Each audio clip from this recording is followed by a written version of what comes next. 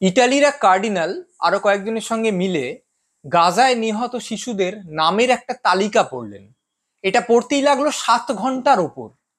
প্রথমে তিনি হামাসের হানায় নিহত 16 জন ইসরায়েলি শিশুর নাম পড়লেন।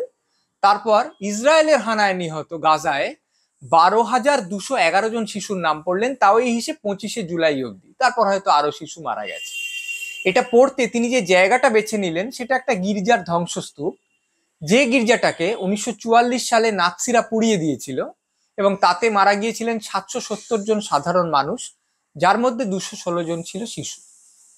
এখন কেউ বলতেই পারে যে পড়ে কি হলো, রিডিং পড়ে নিজের মুখ ব্যথা হলো, তার ছাড়া তো কিছু হলো না। এর জন্য কি নেতানিয়াহু বলবেন এ বাবা গো যুদ্ধ খুব খারাপ জিনিস, ছিচি ছিচি আমি এত বাচ্চা মেরে ফেলছি বলে কান মুলে জিভ কেটে যুদ্ধটাকে থামিয়ে দেবেন?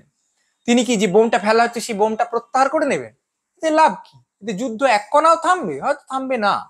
আমরা জানি যে এই কাণ্ড হয়েছে বলে একটা জায়গায় 469 পাতা ধরে অনেকগুলো নাম লেখা আছে, সেই নামগুলো উচ্চারণ করা হয়েছে বলে কেউই বলবে না যে না কাল থেকে আর যুদ্ধ হবে না, আমরা বুঝতে পেরে গেছি যুদ্ধ খুব খারাপ জিনিস। তা হবে না। কিন্তু তাহলে কি হবে?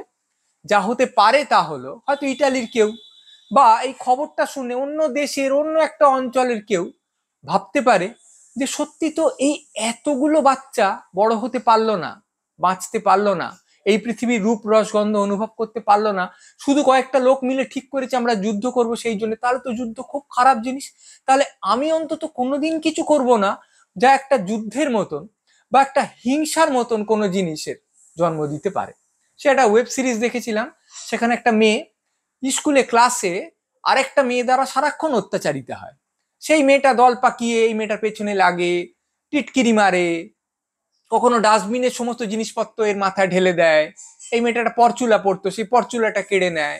এই অত্যাচার করতে করতে এমন একটা জিনিস হলো যে এই মেয়েটা যে অত্যাচারিতা হয় সে বাথরুমে ঘন্টার পর ঘন্টা কাটায়। সে বাইরের পৃথিবীতে গিয়ে দাঁড়াবে সেই সাহসটাই সংগ্রহ করতে পারে না।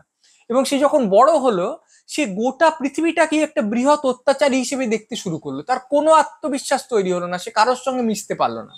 এবং একটা সময় সে বিভিন্ন অচেনা মানুষকে খুন করতে শুরু করলো। ওয়েব সিরিজটার মাঝামাঝি যখন এই অত্যাচারী মেয়েটিকে, এরা দুজনেই এখন বড় হয়ে গেছে, এই অত্যাচারী মেয়েটিকে অত্যাচারিতা মেয়েটি অপহরণ করে নিয়ে চলে এসছে, তখন অত্যাচারী মেয়েটা বলছে যে তখন ছোট ছিলাম, সত্যি বুঝতে পারিনি, আমারও অনেক দুঃখ কষ্ট ছিল, সেগুলোকে ভোলার জন্যই হয়তো তোকে অত্যাচার করতাম। ইস, যদি আমরা পরস্পরের শত্রু না হয়ে বন্ধু হতাম আজকে কত কিছু আলাদা হতো। তাদের নিজেদের জীবনে আলাদা তো হতোই, কিন্তু সে বোধহয় বোঝাতে চাইছে যে কতগুলো লোক যারা তুই চিনিস পর্যন্ত না, তাদের তুই মারতিস না, তারা বেঁচে থাকতে পারতো, তারা খুন হতো না। তাই যদি ইটালির এই কার্ডিনালের একটা কাজে বা এই ধরনের আরো কোনো কাজে একটা লোকের মনেও যুদ্ধ বিরোধিতা, হিংসা বিরোধিতা বীজ রোপণ করা যায়, যদি সে মনে করে যে না অন্যকে কষ্ট দেওয়ার মধ্যে কোনো গৌরব নেই, নিষ্ঠুর হওয়ার চেয়ে নিষ্ঠুর না হওয়াটাই বোধহয় বেশি ভালো, তাহলে পৃথিবীটা একটা ভালো জায়গা হতেও পারে। যখন বামফ্রন্টের জমানা ছিল তখন হয়তো একদিন শ্যামবাজারের ওখানে যাওয়া হচ্ছে, সব বাস ট্রাম হঠাৎ থেমে গেল। কি হলো কি হলো? না শ্যামবাজারে বামফ্রন্ট মানববন্ধন করছে। কেন? না ইরাকের বাচ্চারা দুধ খেতে পাচ্ছে না। তখন বাস ট্রাম ট্যাক্সি ময় একটা বিরাট হই হই করে টিটকিরি দেওয়া হলো। এর মানেটা কি? এবার টিটকিরির অনেকগুলো ভিত্তি ছিল, যে তুমি তোমার নিজের জায়গাটাকে সামলাতে পারছো না, নিজের ঘর সংসার পরিচ্ছন্ন রাখতে পারছো না, সম্পন্ন করে তুলতে পারছো না, তুমি গেছো বাইরের লোকের ভাবনা ভাবতে। কিংবা অনেকে মনে করতে এর মধ্যে আন্তরিকতা কম, দেখানেপনা বেশি। হয়তো অভিযোগগুলো কিছু কিছু ক্ষেত্রে সত্যিও বটে। কিন্তু সবচেয়ে বেশি যেটা নিয়ে হাসাহাসি হতো সেটা হচ্ছে শ্যামবাজারে এটা করে ইরাকের কি হবে? ইরাকের লোক জানতে অব্দি পারবে যে তুমি শ্যামবাজারে ওখানে একটা মানববন্ধন করছো? এতে কি লাভ? ইরাকের শিশুরা এতে দুধ খেতে পাবে কি? না, পাবে না।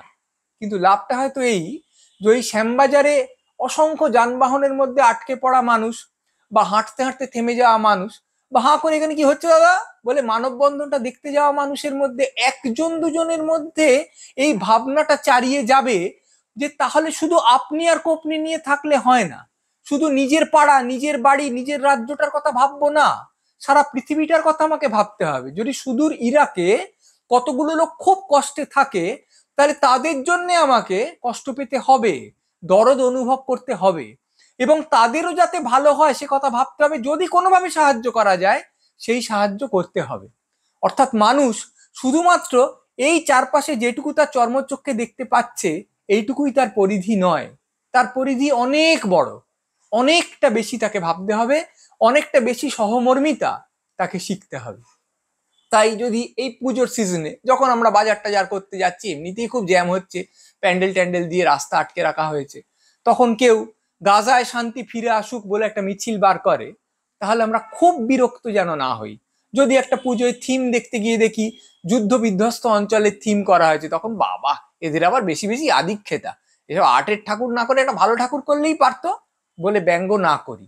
যেন আমরা কোথাও একটা খচখচ করে এই অনুভূতিটাকে নিজেদের মনে জাগতে দিই যে একটা মন সংকুচিত হওয়ার চেয়ে প্রসারিত হওয়াই বোধহয় অনেকটা বেশি ভালো, নিজের পক্ষে এবং অন্যদের পক্ষেও।